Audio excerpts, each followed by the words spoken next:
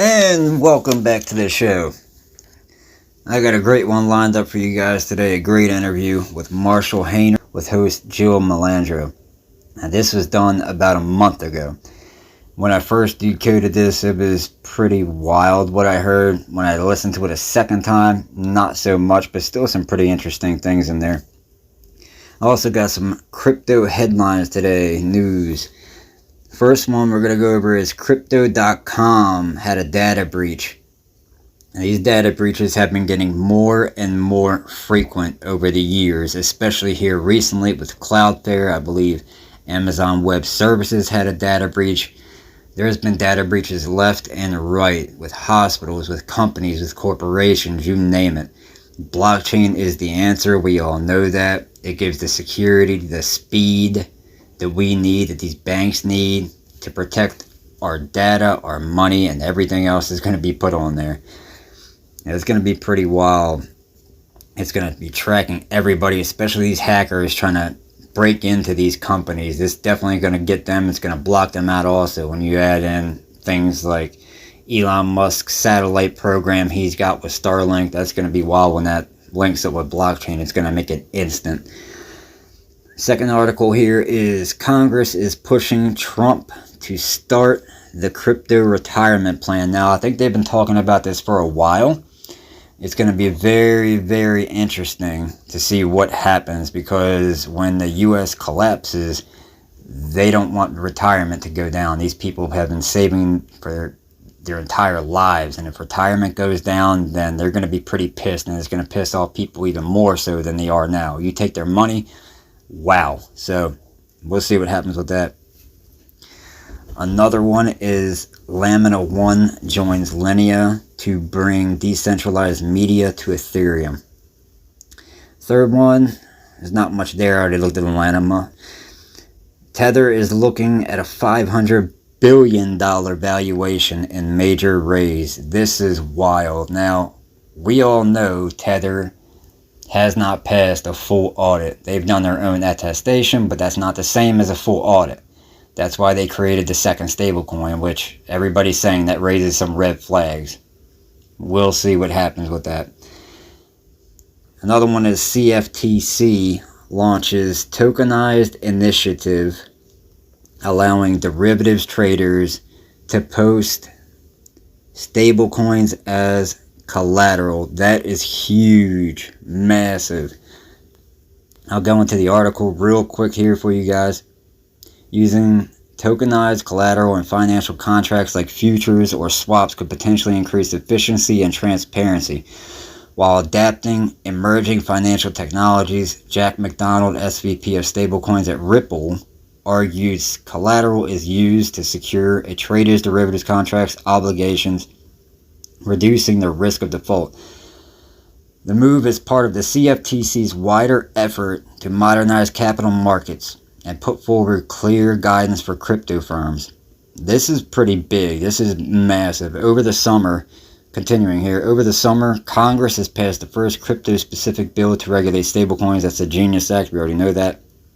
Including the Treasury Department are still working out how to best implement that law. A little bit more here, and then we're done with this article. Likewise, the CFTC is inviting industry stakeholders to submit suggestions by October 20th. FAM has also previously floated the idea of piloting a digital asset and regulatory sandboxing in the U.S. This is pretty huge, man. So you guys, you know where we're headed. This is going super fast. Partnership after partnership. This news here lately, every day for the past year, has just been getting massive, and it's just coming nonstop. Nobody can keep up with it. So, with that said, we're going to go into the Marshall Hayner interview. Hope you enjoy it. Let's roll that footage. How do you think that's going to help the ecosystem to evolve going forward? This technology will do away with the banks. And that was really the wrong ethos. I remember discovering Bitcoin in 2009 and thinking, this is going to change everything. If you look at kind of like media, years ago, we used to go to Blockbuster and rent a video, right? Now we go on Netflix, we have streaming. Was it the death of media when streaming came about? That's really the same thing for blockchain and banking. So now we have they have to catch up and integrate these technologies. At Metallicus, we saw this coming. So we have spent the past decade building this tech. The crypto founders, they're used to this. They're used to having to adapt quickly. I think there might be some pushback because they're nervous about data breaches. They're nervous about this stuff. But in reality, it's going to make a better system. When we can use digital identity in a way that doesn't expose your private identifying information and you can cryptographically sign for it. What does this time frame look like? And the second question to that is, at the end of the day, the end user, myself, we just want it to be able to look and feel natural and what we're used to using. So user experience is something to consider as well. Most people just want to use this technology. They want to be able to invest and buy digital assets. They want to, put their money to work. We're used to having maybe like a checking account where we could earn up to 4 to 5 federal.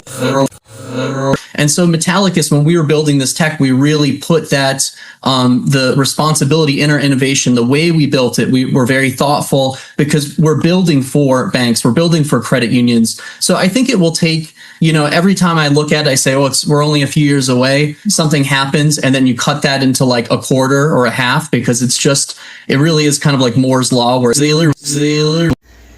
All right, so after watching that, got some quick points I want to talk about here. Now, when I first decoded this, I heard Hal Finney email me, not Hal Funny email me.